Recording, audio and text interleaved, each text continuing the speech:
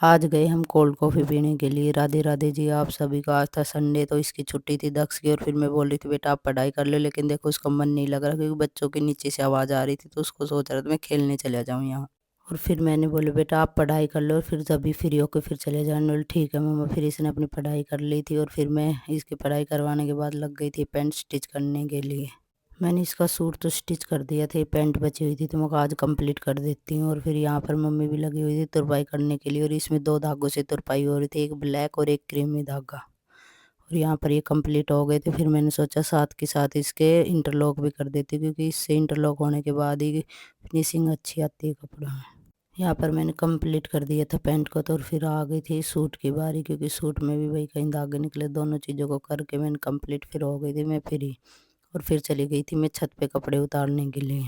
आज धूप इतनी अच्छी तेज़ तो नहीं थी, लेकिन ऊपर तो फिर भी हवा में कुछ धूप में सूख ही जाते। और यहाँ पर सारे कपड़े उतार के ले आई थी मैं नीचे, और फिर शाम हो गई थी। फिर हम गए थे बाहर कहीं घूमने के लिए, और फिर हृदय कह रहा था मम्मा आओ आप बैठो आओ। और ये कह रहा था मुझे मम्मा की गोदी में बैठ रहा है पीछे। फिर हम पहुंच गए थे वहां पर, और ये बोल रहा था भैया जूस दे दो मुझे। और यहाँ पर फिर आके चेयर पे बैठ गया, भैया लेके आएगा।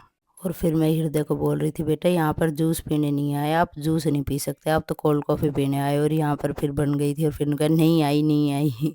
और इससे कोल्ड कॉफ़ी खींच नहीं थी रही थी स्ट्रॉ में से। फिर मैं बोला मुझे दे दे मैं दूँगी फिर बेटा आपको। Thanks for watching.